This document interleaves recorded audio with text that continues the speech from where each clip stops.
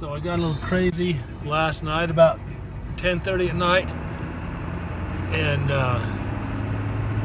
made a bid on an online auction for what I think is a 50-plus-year-old drill press, and I won the auction. I don't know if that's a good thing or not.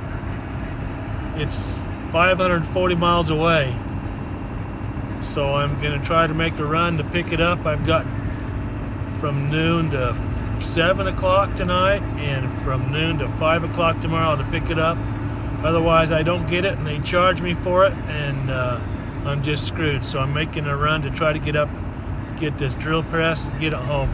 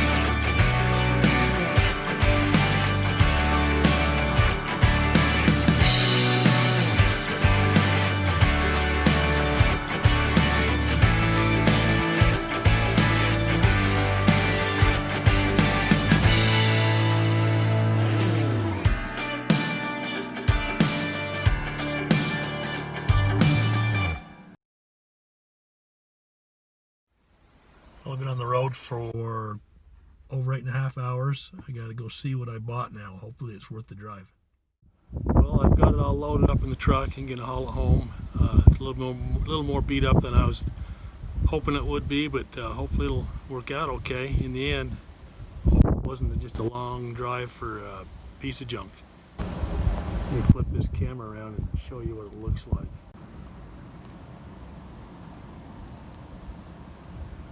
I'm guessing that the motor's been swapped out. It looks a lot newer than everything else. Table's got a few extra holes in it. Anyway, this is what it is. Hopefully we can make it worthwhile. Okay, I've been on the road for about half an hour now on my way back home.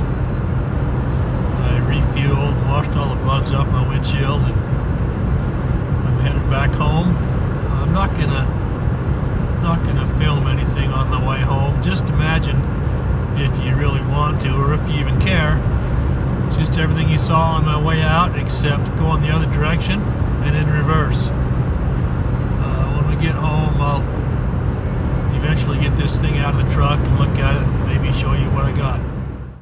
Alright, it's been about 5 days since I got back home with this drill press. Been spending some time trying to figure out what needs to be done with it. Just going to show you what I think I found out. Okay, this is the power cord that came with it. It went through this little cutout here on the bottom of the motor, and it looks like they've carved the insulation off the wires to be able to get that to fit in that knockout or cutout. And then this wire goes up to the switch, up through the housing of the drill into the switch.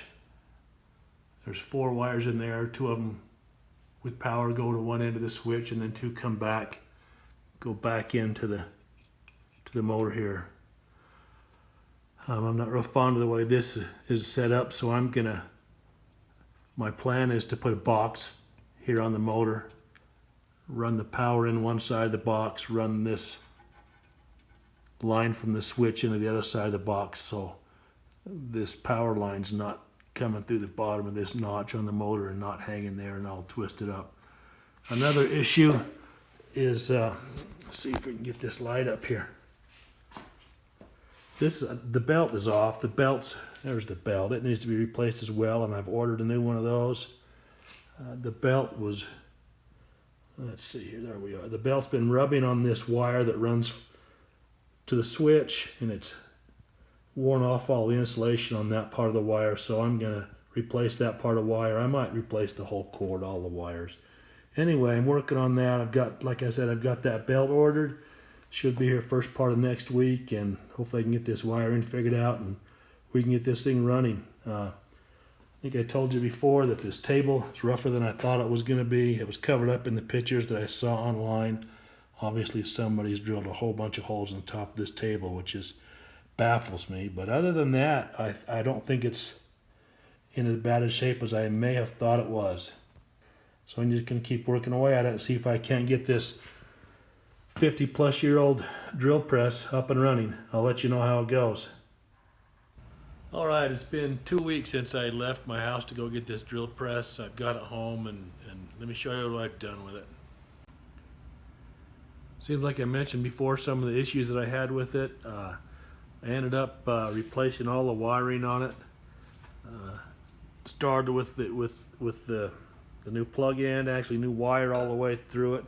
It was wired with 16 gauge wire. I upgraded it to 14 gauge wire, added this box to it so I could put all my junctions in there instead of having them all shoved in the bottom of the motor. That's worked out well.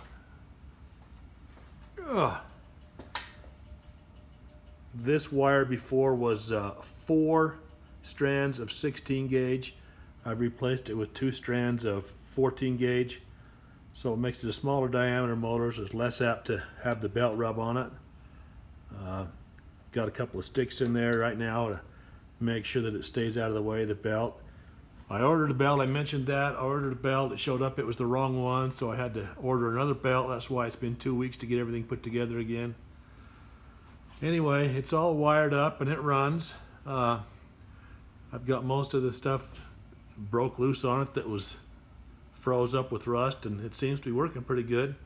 That's not the original switch, and that was kind of the part of the issue with the wiring, trying to figure out how to make that work the way it ought to. But everything seems to work. I'll turn it on here for a second and you can hear it run.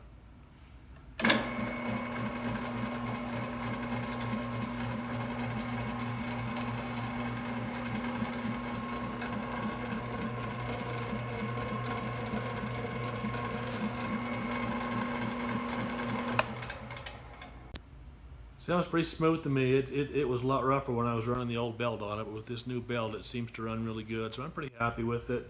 It's not perfect by any means, but you know, it's a heavy-duty, old-fashioned American-built drill press, and I'm pretty excited about that. I've got it all set up probably for how it's going to be for quite a while. The time may come when I want to go through it and scrape a lot of rust off it and maybe repaint it and stuff like that, but not right now. I don't have the space to do that, so I'll just run it the way it is for now. I'm pretty happy with it. Hopefully I can use it in some upcoming projects.